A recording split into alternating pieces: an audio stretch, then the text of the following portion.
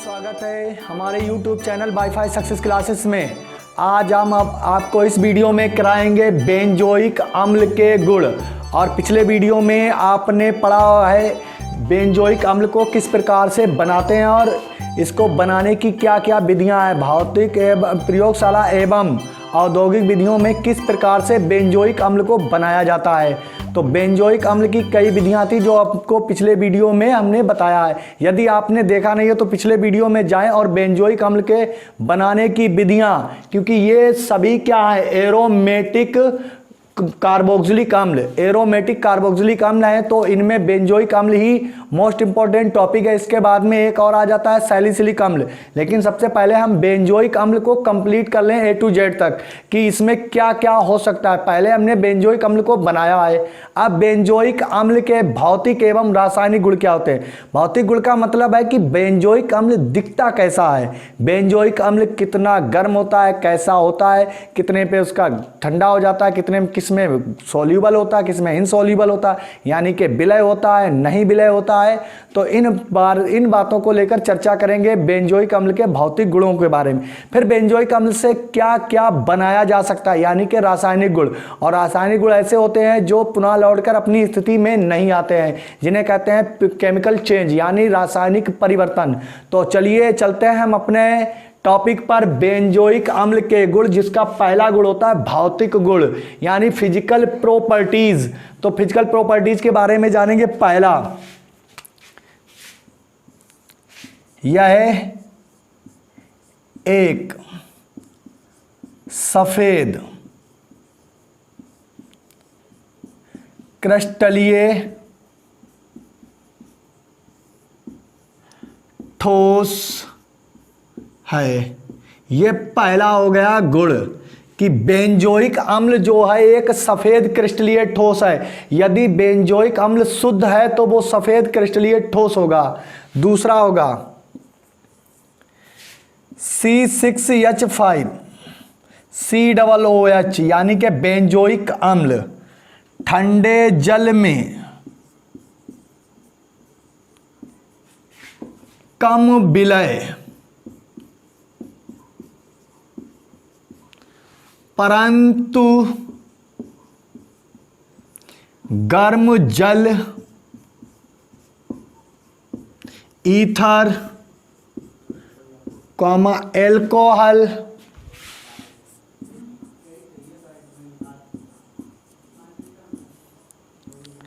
में पूर्ण विलय होता है। पूर्ण विलय होता है। यह इसका हो गया दूसरा गुण कि जो बेंजोइक अम्ल है वो ठंडे जल में कम विलय परंतु गर्म जल और ईथर व अल्कोहल में पूर्ण विलय होता है।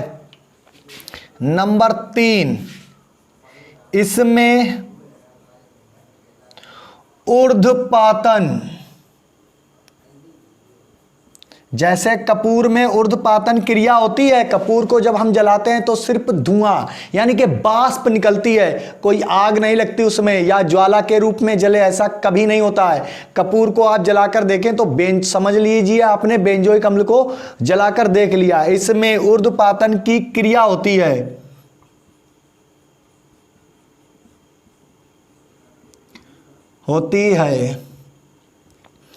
और लास्ट पॉइंट नंबर 4, इसकी वाष्प सूंघने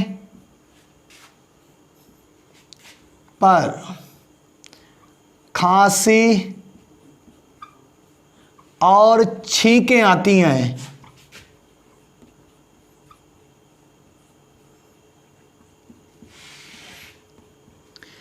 ये हो गए क्या बेंजोइक अम्ल के भौतिक गुण। बेंजोइक अम्ल एक सफेद क्रिस्टलीय ठोस है जो ठंडे जल में कम विलय परंतु गर्म जल अल्कोहल ईथर और अन्य कार्बनिक विलायकों में पूर्ण विलय होता है। इसमें ऊर्ध्वपातन की क्रिया होती है, यानी कि बेंजोइक अम्ल के जब टुकड़ों को हम जलाते हैं तो वो वाष्प अवस्था में सीधा बदल जाता है और इसकी वाष्प सूंघने पर खांसी और छींकें आती हैं। ये हो गए बेंजोइक अम्ल के भौतिक गुण। अब रासायनिक गुणों के बारे में चर्चा करेंगे।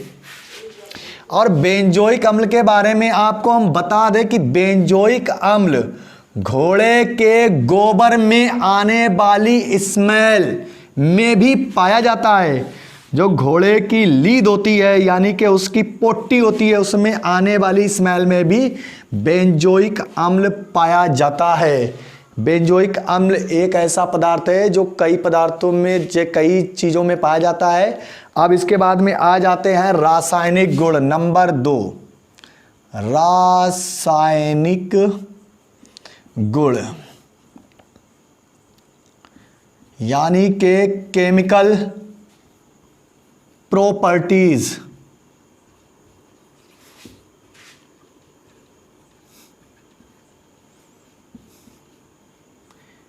ये तो हो गए रासायनिक गुण, जो इसको हम कहते हैं केमिकल प्रॉपर्टीज। अब इसका पहला गुण होगा नंबर 1, अम्लीयता। अम्लीयता, बेंजोइक अम्ल के बारे में इसकी अम्लीयता जानेंगे।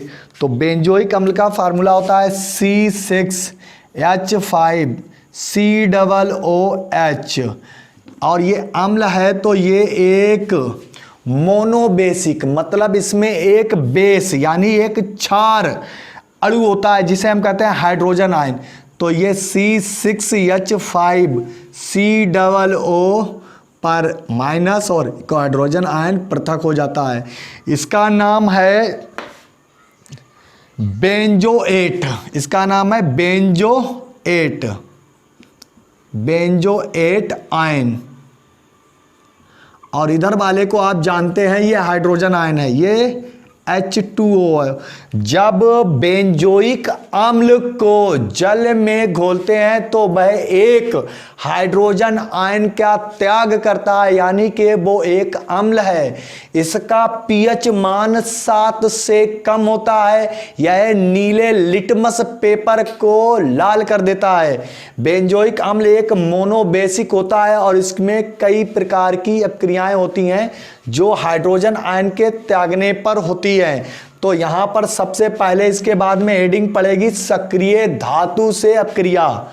सक्रिय धातु से अपक्रिया, सक्रिय धातु में आ जाएगी सोडियम और उसके बाद में हम करा देंगे कास्टिक सोडा से निर्जलीकरण या करा देंगे जल अपघटन। तो सबसे पहले आ जाएगी सोडियम धातु से क्रिया। रासायनिक गुण में आ जाएगी लवणता, जिसे हम कहेंगे लवण बनाते हैं।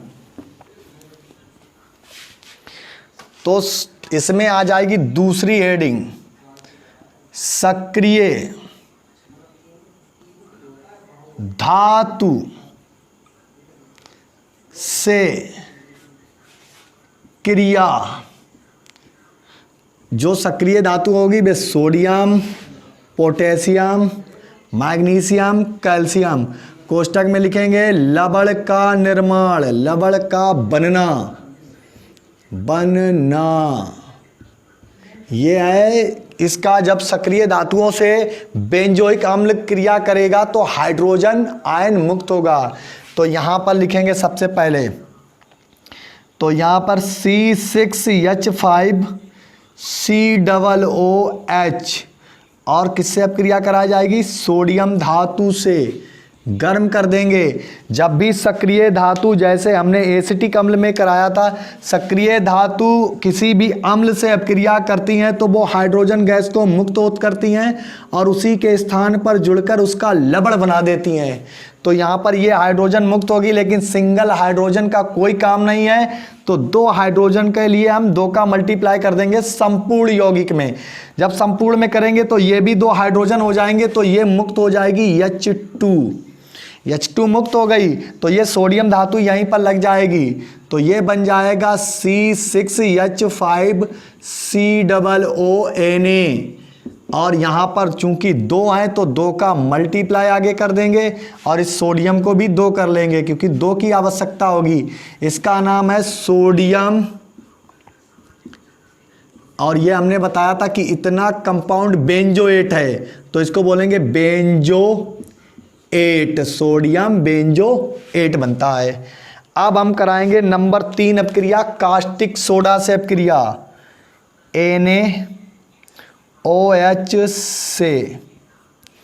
NaOH से क्रिया। अब NaOH के साथ में क्रिया कराएंगे।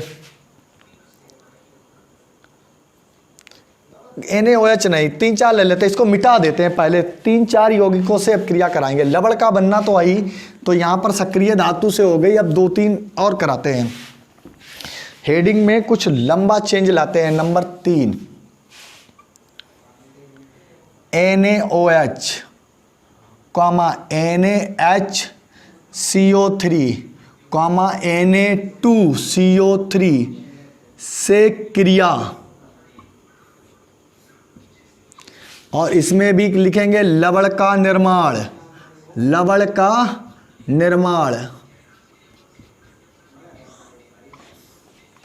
लवण का निर्माण करेंगे तो हम 3 बार, 1 2 3 यौगिक हैं तो 3 बार ही हम बेंजोइक अम्ल को लेंगे। जब हम 3 बार बेंजोइक अम्ल को लिखेंगे तो नंबर 1 C6H5COOH, एक C6H5COOH, फिर लिखेंगे C6H5COOH। ये 3 बार बेंजोइक अम्ल को इसलिए लिखा क्योंकि कास्टिक सोडा, सोडियम बाइकार्बोनेट और सोडियम कार्बोनेट से हमें क्रिया करानी और लवण बनाना है।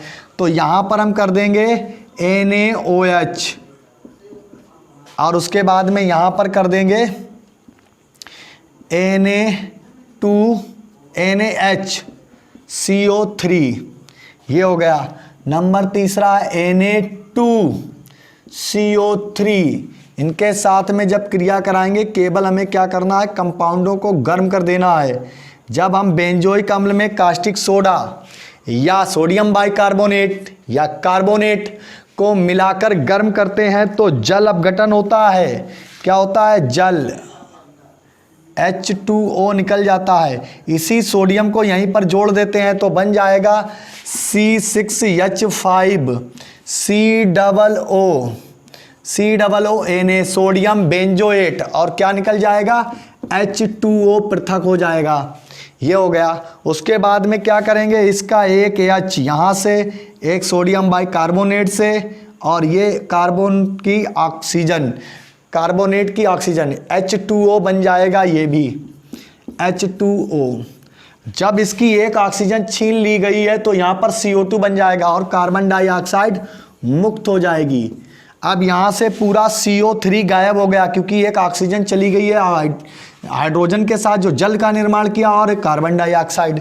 अब ये सोडियम यहीं पर ऐड हो जाएगा और बनेगा C6H5COONA, सोडियम बेंजोएट। इसी प्रकार से यहाँ पर ये 2 हाइड्रोजन करने हमें क्योंकि ये 2 Na है। अब यहाँ पर 2 Na के लिए हम क्या करेंगे, 2 का मल्टीप्लाई कर देंगे। निचले वाले में 2 हाइड्रोजन, ये 2 का मल्टीप्लाई है तो ये 2 हाइड्रोजन हो गए। 2 हाइड्रोजन इसकी एक ऑक्सीजन को लेकर जल बना देंगे। क्या बना देंगे? H2O। और यहाँ पर फिर कार्बन डाइऑक्साइड बची है तो कार्बन डाइऑक्साइड को हम मुक्त कर देंगे। मुक्त हो गई। अब ये बचा है C6H5COO, 2 बार और 2 सोडियम है तो 2 सोडियम बेंजोएट बन जाएंगे। 2 सोडियम बेंजोएट बन जाएंगे। सोडियम बेंजोएट बनते हैं। तो कहने का मीन्स है कि जब sodium hydroxide, sodium bicarbonate, sodium carbonate benzoic अम्ल से क्रिया करते हैं तो सोडियम बेंजोएट के लवण का निर्माण करते हैं, जल पृथक हो जाता है और 2 चीज़ों से, जो कार्बोनेट को यौगिक होते हैं उनसे हमारे 2 कार्बन के अणु निकल जाते हैं, कार्बन के अणु निकल जाते हैं और लवण का निर्माण होता है। इस प्रकार से ये लवण का निर्माण करते हैं। अब यहाँ पर एसिटिक अम्ल यानी कि CH3 रख देते तो ये एसिटिक सोडियम एसीटेट के लवण बनाते हैं। यही अपक्रियाएं सब एक दूसरे से लिंक होते हैं। जो अम्ल हैं वो एक दूसरे से बिल्कुल मिलती हुई अपक्रियाएं करते हैं। तो ये इसमें इस प्रकार से की है। अब चलते हैं नेक्स्ट अपक्रिया पर। देख लीजिए अपक्रिया को सही से और नोट कर लें अपने नोटबुक पर। अब कराएंगे हम अमोनिया से क्रिया। अमोनिया से क्रिया।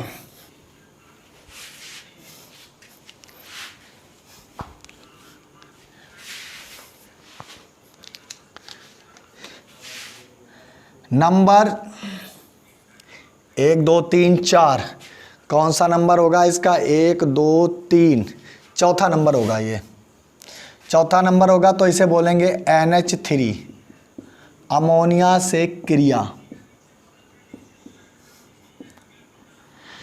तो C6H5COOH की जब अमोनिया से क्रिया कराई जाती है, जब 3 लिखना था, जब किसको? बेंजोइक अम्ल को अमोनिया के साथ गर्म करते हैं तो ये हाइड्रोजन इसी के साथ ऐड हो जाती है। तो C6H5COONH4 अमोनियम बेंजोएट बनता है। क्या बनता है? Ammonium benzoate. क्या बनता है? बेंजोएट बन जाता है, अमोनियम बेंजोएट बन जाता है। जब बेंजोइक अम्ल को अमोनिया के साथ गर्म करते हैं तो अमोनियम बेंजोएट बन जाता है। इसको पुनः आसवन करते हैं, हीट देते हैं, इसको पुनः गर्म करते हैं तो इसका ये ऑक्सीजन 2 हाइड्रोजन के साथ क्रिया कर जाता है तो बनाता है H2O। जब यहाँ से आपके 2 हाइड्रोजन निकल जाएंगे तो NH2 बचेगा और ऑक्सीजन भी कम हो जाएगी। तो हम इसे लिखेंगे C6H5CO। अब एक ही ऑक्सीजन बची है और NH2, इसका नाम है बेंजेनामाइड। क्या नाम है इसका? बेंजेनामाइड। अगर ये CH3CONH2 होता तो इसको हम बोलते हैं एसीटामाइड। अब बेंजीन लगी है तो इसे बोलेंगे बेंजेनामाइड। ये हो गया आपका बेंजेनामाइड। यह क्रिया होती है किसके साथ में? अमोनिया के साथ में। अमोनिया से एसिटिक अम्ल अभिक्रिया करके पहले अमोनियम बेंजोएट का लवण बनाता है, पुनः आसवन करने पर यानी थोड़ा सा गर्म करने पर जल को पृथक कर देता है और बेंजेनामाइड का यौगिक देता है। अब आ जाएगी एस्टरीकरण। या तो यहां पर आप क्रिया नंबर लिखें एल्कोहलों, एल्कोहलों से क्रिया, जिसे हम लिखेंगे एस्टरीकरण। अब हमें एस्टर बनाने हैं। एस्टर का मतलब होता है RCOOR डैश, यानी कि दोनों R अलग अलग होने चाहिए। तो पहले हम लिखेंगे C6H5COOH, दूसरा लिखेंगे C6H5COOH। पहले हम कराएंगे पहले अल्कोहल से जिसका नाम है मेथिल अल्कोहल, दूसरा हम कराएंगे C2H5OH, ये है एथिल अल्कोहल। इनकी क्रिया कराएंगे और इनको गर्म कर देंगे एक दूसरे के साथ में। जब हम बेंजोइक अम्ल में मेथिल अल्कोहल या एथिल अल्कोहल डालकर गर्म करते हैं तो जल अपघटित हो जाता है, यानी कि जल बाहर हो जाता है, जल बाहर हो जाता है और एस्टर का निर्माण होता है। एस्टर कौन कौन से बने हैं तो आप देख लेंगे C6H5COO, क्या बचा यहाँ पर? CH3, तो यहाँ पर CH3। अब इसके बाद में बचेगा C6H5COO C2H5, C6H5COO। यहाँ पर क्या शेष रह गया था? C2H5। अब इसके नाम हम बताते हैं कैसे आपको लिखने हैं। पहले इस यौगिक का नाम लेना इतने का, फिर इसका लेकर इधर वाले का ले लेना नाम। तो इसका नाम है एथिल और इतना है बेंजोएट। इसका नाम है एथिल और ये बेंजोएट, अरे सॉरी मेथिल है ये, मेथिल बेंजोएट और एथिल बेंजोएट। नाम इसका लिखेंगे मेथिल बेंजोएट, एथिल बेंजोएट। जब हम एथिल अल्कोहल मेथिल अल्कोहल को अलग अलग बेंजोइक अम्ल के साथ गर्म करते हैं तो एस्टर प्राप्त होते हैं और दोनों बार जल अपघटित हो जाता है और 2 एस्टरों का अलग अलग निर्माण होता है, मेथिल बेंजोएट और एथिल बेंजोएट। ये 2 एस्टरों का निर्माण हो गया। अब आ जाएंगे नेक्स्ट अपक्रिया पर। अपक्रियाओं को इतने आसानी से आप देखते चलें कि अपक्रियाएं आपके लिए बहुत ईजिली हो जानी है, क्योंकि हम बताने का हमारा तरीका ही कुछ अलग हटके है। अपक्रिया आपको 100% आ जाएगी करना। कोई भी अपक्रिया आपको पहले से दिखने लगेगा यहाँ पर करना क्या है। तो तो आ जाते हैं अपनी नेक्स्ट अपक्रिया पर। नेक्स्ट अपक्रिया होगी PCl5। PCl5 से क्रिया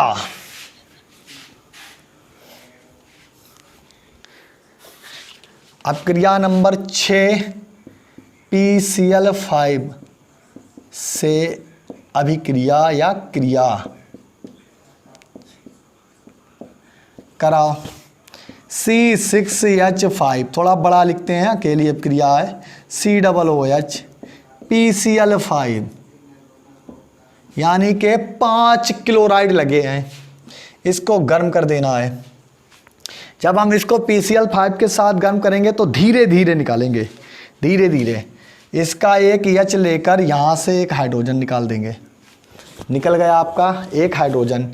और ये एक ऑक्सीजन, एक Cl इसके साथ, इतने के साथ में ये O छोड़कर, इस O को छोड़कर, तो यहाँ C6H5CO लिखेंगे और इसका एक Cl और टूटकर CO के साथ जुड़ जाएगा।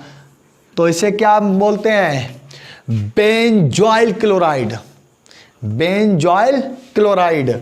और यहाँ पर 3 Cl बचे हैं और एक ऑक्सीजन ये वाली शेष है, वो POCl3 बन जाएगा। POCl3। और पहले हमने क्या निकाला था? HCl ये निकाला था। जब हम फास्फोरस पेंटाक्लोराइड को किसी भी अम्ल के साथ गर्म करें, ये बेंजोइक अम्ल कोई खास नहीं है, एसिटिक अम्ल के साथ गर्म करें, फार्मिक अम्ल के साथ गर्म करें, तो POCl3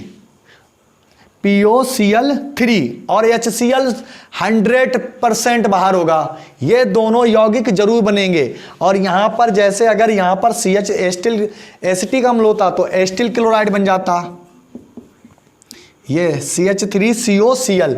अब यहाँ पर चूंकि बेंजीन लगी हुई है तो इसे बोलेंगे बेंजॉइल क्लोराइड। बेंजॉइल क्लोराइड, ये आपका हो गया बेंजॉइल क्लोराइड। इस प्रकार से अपक्रिया ये कंप्लीट हो जाती है। अब नेक्स्ट अपक्रिया पर आ जाएंगे। नेक्स्ट अपक्रिया होगी आपकी बी कार्बोक्सिलीकरण। हम बी कार्बोक्सिलीकरण 2 प्रकार से करा देंगे। बी कार्बोक्सिलीकरण यानी कि इसकी COOH जो बेंजोइक अम्ल का COO है, इतना इसे हमें मिटाना है। और ये एस्टर तो अभी हटा दें। ये इतना हमें जब मिटाना है तो इसका क्रिया करें, किसी भी यौगिक से COOH को छीन लें तो वो कहलाती है बी कार्बोक्सिलीकरण। तो यहाँ पर लिखेंगे अब क्रिया को बी कार्बोक्सिलीकरण।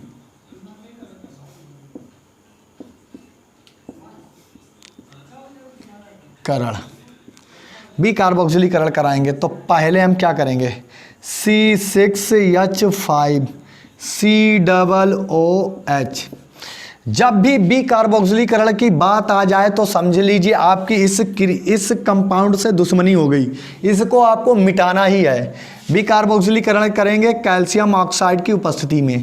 पहली तो ये हो गई, ये तो आप तो आसान से समझ गए, इतना निकल जाए तो यहाँ पर ये हो जाएगा। तो क्या बनेगा? C6 और H।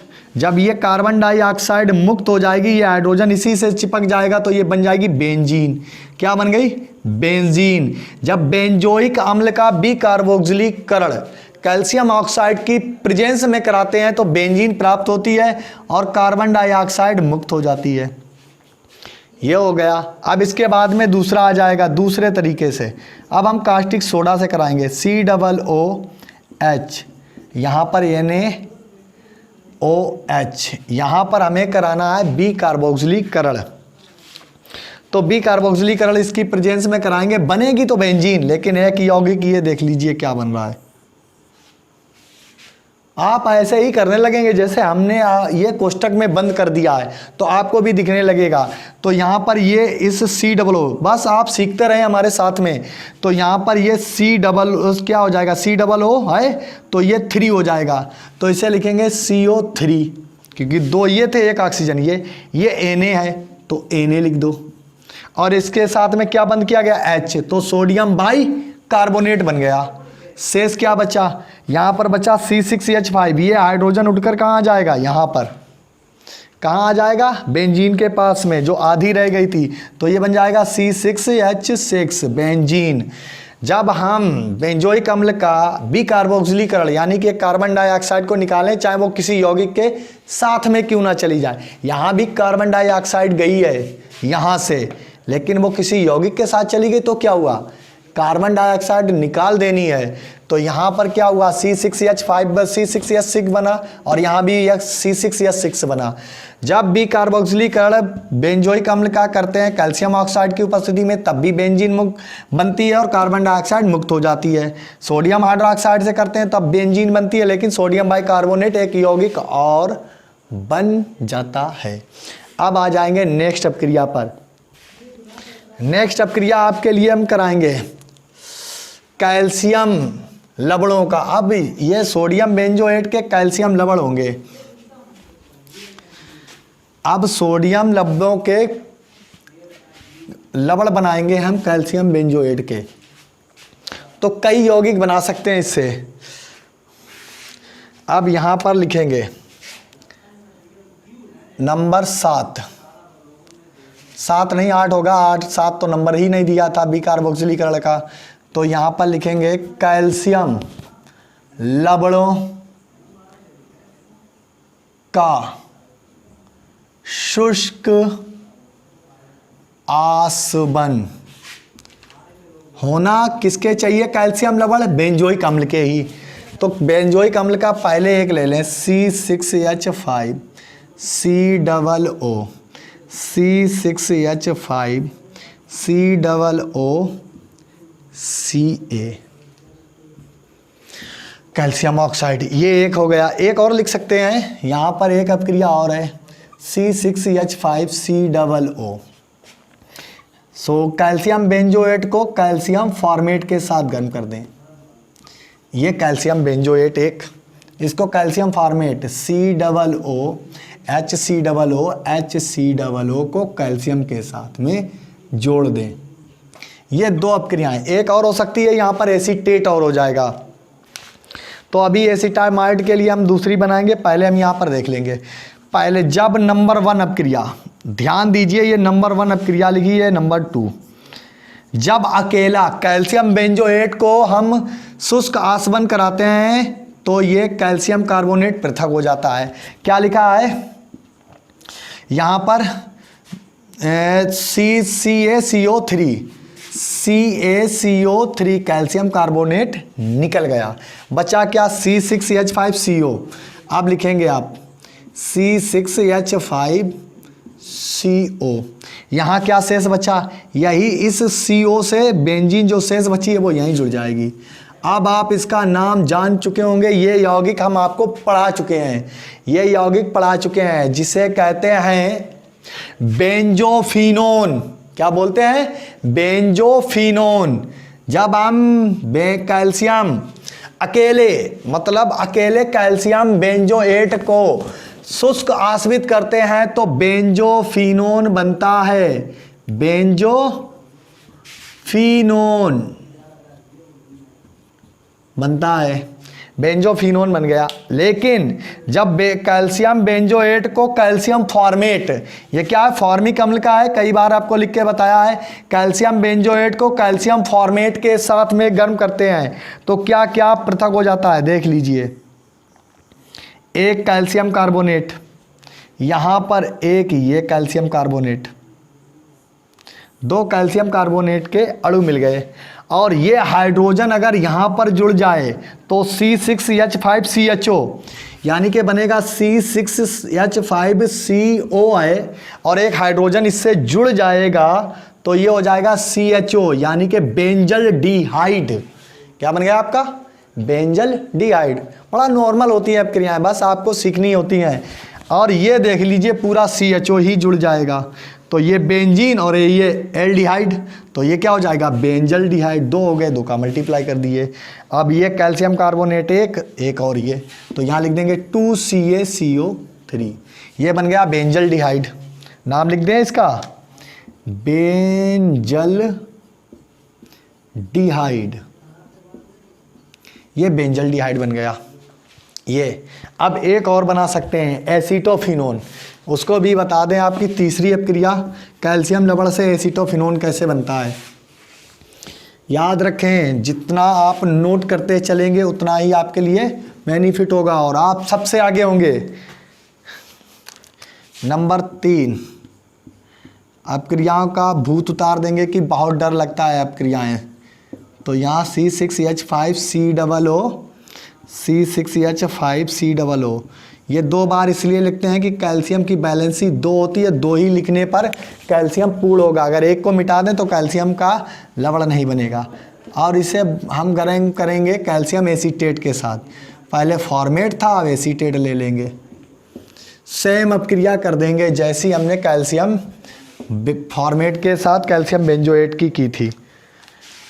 यहाँ देखिए ये CaCO3 बन गया, CaCO3, और यहाँ भी देख लीजिए CaCO3, 2 बन गए। शेष क्या बचे हुए हैं, ये CH3, ये CH3। यहाँ पर थोड़ा उल्टा करके निकालते हैं ताकि आपको 2 अणु मिल जाएं। यहाँ पर ऐसे निकालते हैं CaCO3। अब यहाँ पर बचा है COCH3, तो इसको कहाँ जोड़ दो, इस बेंजीन से। इसको लिखो पहले बेंजीन को, C6H5 लिख दिया आपने। अब यहाँ से जहाँ से बॉन्ड टूट गया है वहीं से लिखेंगे COCH3, इसका नाम एसीटोफिनोन, यानी कि जैसे था बेंजोफिनोन, ये है एसीटोफिनोन, और ये भी एसीटोफिनोन है। देख लीजिए इतना CH3CO है और एक और यहाँ पर जुड़ा दो CH3, तो ये 2 बार बन जाएगा क्या, एसीटोफिनोन।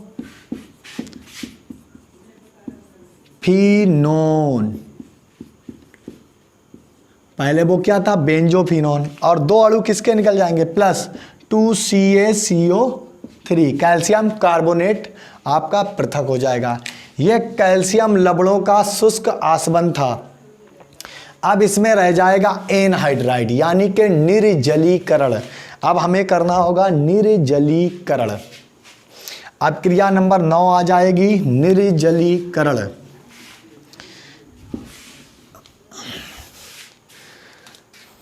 अब अपक्रिया को लिखेंगे, नेक्स्ट अपक्रिया है निर्जलीकरण,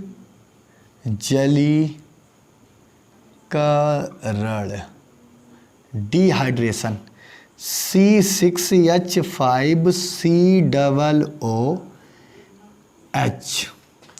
एक का कोई निर्जलीकरण नहीं हो पाएगा, ये आप पहले भी जानते हैं कि यहाँ से कुछ हम जल नहीं निकाल सकते, बेंजीन का हम कुछ बिगाड़ नहीं सकते और इसमें से जल बना नहीं सकते, क्योंकि बेंजीन से हाइड्रोजन तोड़ेंगे तो पूरी क्रिया ही खत्म हो जाएगी।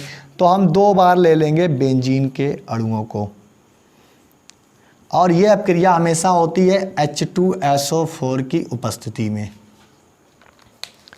और यहाँ पर क्या निकल जाएगा, H2O, जल पृथक हो जाएगा। ये O ज़्यादा है तो पहले ये 2 कंपाउंड 2 बार लिख दीजिए, CH3COO, नहीं ब्लैक पेन से लिखते हैं ताकि आपको साफ सुथरा दिखाई दे। C6H5CO, C6H5CO, और ये O, और यहाँ पर निकल जाएगा आपका H2O, ये जल बन गया। तो जैसे एसिटिक एनहाइड्राइड होता है वैसे ये बेंजाइन एनहाइड्राइड हो जाएगा। क्या हो जाएगा, बेंजोइक एनहाइड्राइड, सॉरी बेंजाइन नहीं, बेंजोइक एनहाइड्राइड, और क्या निकल जाएगा, जल। ये एसिटिक एनहाइड्राइड, अगर यहाँ पर हम एसिटिक अम्ल लेते तो CH3 ये दोनों जगह पर लगा होता है। ये हो गया इसका निर्जलीकरण। अब रासायनिक गुण में आ जाता है बेंजीन रिंग से क्रिया। अभी तक जितनी अपक्रियाएं हुई थी इस ग्रुप से ही करा रहे थे, सिर्फ COOH से, बेंजीन से कोई मतलब ही नहीं था, बेंजीन का हमने कुछ नहीं बिगाड़ा था। अब हम बेंजीन की क्रिया कराएंगे जिसमें होती है सल्फोनीकरण, नाइट्रीकरण और हैलोजनीकरण, सल्फोनीकरण, नाइट्रीकरण और हैलोजनीकरण। तो यहाँ पर आ जाएगी, इसके रासायनिक गुण में लिखेंगे बेंजीन रिंग से क्रिया। बेंजीन रिंग से क्रिया कराएंगे तो पहली होगी नाइट्रीकरण। अब आपको बेंजीन बनाने पड़ेगी। जब भी बेंजीन रिंग से क्रिया आ जाए, जैसे नाइट्रीकरण, सल्फोनीकरण, यहाँ से याद रखेंगे ये हेडिंगें। इतना जब आप पढ़ाई कर रहे हैं तो ये आपकी जिम्मेदारी है कि आप ये इन बातों को याद रखें। जैसे नाइट्रीकरण है तो बेंजीन रिंग से होगा, ना कि उसकी अन्य किसी क्रिया से, ना ही किसी यौगिक को टच करेगा। तो ये क्या हो जाएगा, COOH। बेंजीन रिंग से जब कराएंगे तो आर्थो मेटा पैरा के यौगिक बनते हैं। और यहाँ पर आर्थो मेटा पैरा के यौगिक बनाने के लिए यहाँ पर एक अपक्रिया होती है, सबसे मोस्ट इम्पोर्टेंट अपक्रिया होगी जो यहाँ पर होगे। तो ये है पैरा, ये ऑर्थो मेटा पैरा। तो इसमें जब भी अपक्रिया होगी तो अगर यहाँ पर कोई मूलक ऐसा होता जो एक इलेक्ट्रॉन इसने ही क्रिया करता तो ये ऑर्थो पर अटैक करता। ये ऑर्थो पर ना अटैक करके कहाँ पर करेगा, मेटा। सभी यौगिक कैसे बनाएगा, मेटा के। तो यहाँ पर मेटा के यौगिक बनने के ज़्यादा चांस होते हैं। तो नाइट्रीकरण कराएंगे HNO3। तो अब इसका हम नाइट्रीकरण कराएंगे HNO3 के साथ। किसी की भी अपक्रिया हम नाइट्रिक अम्ल के साथ करा दें तो वो हो जाता है नाइट्रीकरण H2SO4 की प्रेजेंस में। तो यहाँ पर क्या होगा, यहाँ पर इलेक्ट्रॉन इसने ही प्रतिस्थापन ऑर्थो पर ना होकर मेटा पर होता है। तो ये ऑर्थो है, ये मेटा है, तो ऑर्थो के सामने ऑर्थो, मेटा के सामने मेटा और पैरा के सामने पैरा होता है। तो मेटा से एक हाइड्रोजन निकलेगा और यहाँ पर एक हाइड्रोजन इसका H2 बना देगा और इसकी एक ऑक्सीजन ले लेगा। तो क्या बन जाएगा, H2O। अब ये बच्चा NO2 यहीं पर लग जाएगा, यहीं पर ये लग जाएगा। तो ये COOH तो यहाँ पहले ही है और यहाँ पर क्या लग जाएगा, NO2। तो इसको बोलेंगे मेटा नाइट्रो और इसका नाम पूरे का क्या है, बेंजोइक अम्ल। लिख देंगे बेंजोइक एसिड यानी बेंजोइक अम्ल। इंग्लिश में लिख दिया, कोई दिक्कत नहीं है। मेटा नाइट्रो बेंजोइक अम्ल बनेगा। जब हम बेंजोइक अम्ल का नाइट्रीकरण नाइट्रिक अम्ल के साथ H2SO4 की उपस्थिति में कराते हैं तो मेटा नाइट्रो बेंजोइक अम्ल बनता है। अब कराएंगे हम इसका सल्फोनीकरण कराएंगे। इसी प्रकार से अपक्रिया कराएंगे सेम। सल्फोनीकरण कराते हैं तो नंबर 2 सल्फोनीकरण कराते हैं तो अपक्रिया होती है H2SO4 से। अब अपक्रिया बेंजीन रिंग की अपक्रिया H2SO4 से करानी। ये लीजिए बेंजीन, क्रिया तो वहीं पर होनी है जहाँ पर लगाना है। तो यहाँ पर करेंगे H2SO4 से क्रिया, गर्म कर देंगे तो यहाँ से मेटा से एक हाइड्रोजन निकलेगा, एक हाइड्रोजन इसका, तो H2 बना देगा। ये 2 हाइड्रोजन, हर कोने पर बेंजीन के हर कोने पर एक हाइड्रोजन और एक कार्बन होता है। ये हम आपको पहले भी बता चुके हैं। और ये इसकी SO4 की ऑक्सीजन लेगा, SO3 बचेगा। तो ये बेंजीन पर COOH HSO3 यहाँ पर बचेगा और निकल जाएगा H2O। तो इसका हम नाम लेंगे मेटा बेंजोइक, या यहाँ पर ले लेंगे, इसका नाम बाद में लेंगे तो यहाँ पर बोलेंगे मेटा कार्बोक्सिलिक बेंजीन। अब यहाँ पर हम बोलते हैं मेटा एम कार्बोक्सी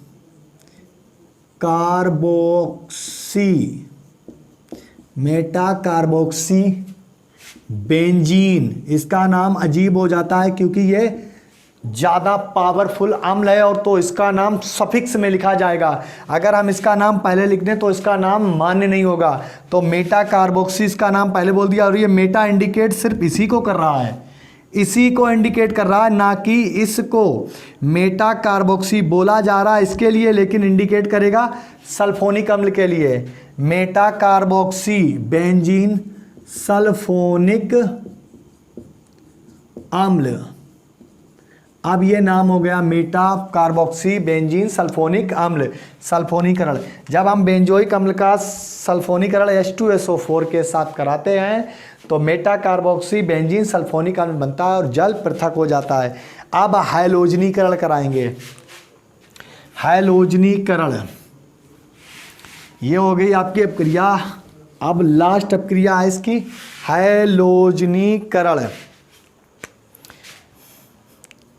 नंबर 3 है, सॉरी, हैलोजनीकरण। हैलोजनीकरण का मतलब है क्लोरीन, ब्रोमीन, आयोडीन से क्रिया। फ्लोरीन से नहीं कराते हैं क्योंकि फ्लोरीन एक पावरफुल यौगिक है लेकिन उसके अच्छे यौगिक नहीं बनते हैं, उसके अधिक यौगिक नहीं बनते हैं तो उससे क्रिया नहीं कराते हैं। ये बेंजोइक अम्ल बना दिया। इसका हैलोजनीकरण करा दें तो क्लोरीन के साथ करा दें। Cl2 लिखा हुआ है तो यहाँ पर हम एक H निकाल लें और ये HCl बाहर, और ये बनेगा मेटा क्लोरो बेंजोइक अम्ल। ये COOH और यहाँ पर निकल जाएगा HCl। इसका नाम होगा मेटा क्लोरो बेंजोइक अम्ल। अब ये हो गए क्या आपके रासायनिक गुण। अब चलते हैं इनके उपयोग पर।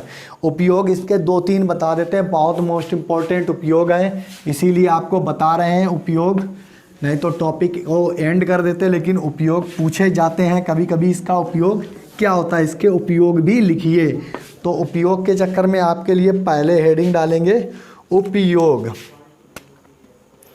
तो यहाँ पर उपयोग लिखेंगे।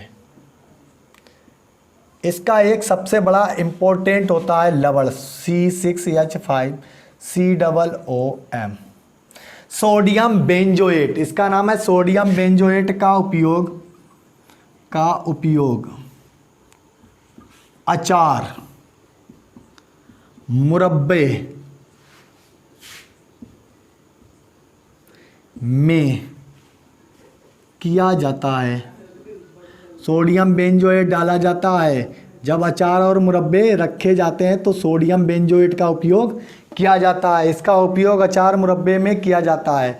नंबर 2 C6H5COONA सोडियम बेंजोएट से टमाटर की चटनी, जो टमाटो सॉस होता है, चटनी बनाई जाती है। टमाटर की चटनी परिरक्षित की जाती है, यानी कि वो खराब ना हो जाए, परिरक्षित की जाती है। टमाटर की चटनी आप बनाएं और सोडियम बेंजोएट मिला दें तो उसमें टमाटर की चटनी को ये खराब नहीं होने देगा। नंबर 3 है एनिलीन बिलू रंजक बनाने में। एनिलीन बिलू रंजक यानी कि डाई, रंजक का मतलब होता है डाई। ये डाई बनाने में, जो बालों वालों में लगाई जाती है, एनिलीन की डाई बनाता है, बनाने में उपयोग हो गया। अब इसका नंबर 4 C6H5COOH का उपयोग मूत्र रोगियों, जो मूत्र के रोगी हो जाते हैं, जिनके जलन उत्पन्न हो जाती है पेशाब में, पेशाब करने में जलन उत्पन्न होती है, तो मूत्र रोगियों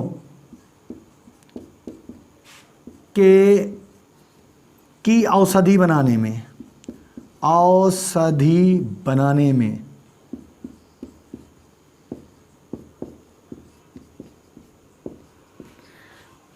बनाने में। अगला पॉइंट होगा लास्ट, श्वसन नलिका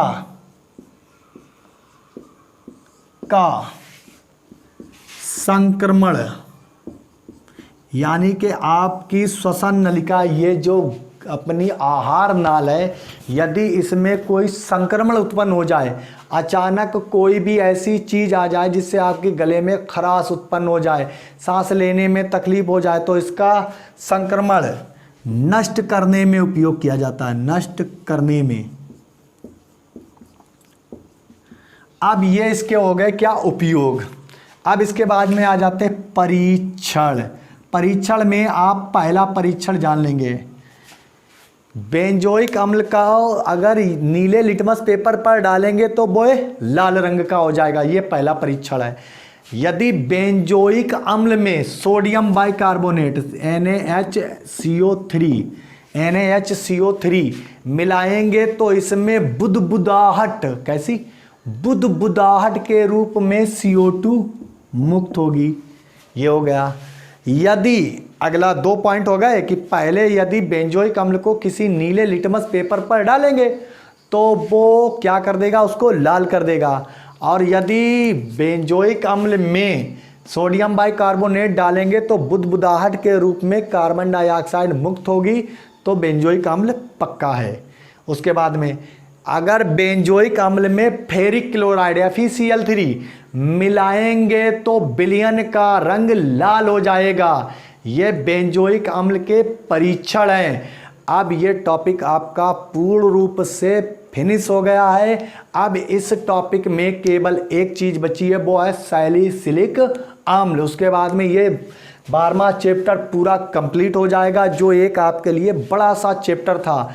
सबसे बड़ा यही चैप्टर था आपका, और ये कंप्लीट हो जाएगा।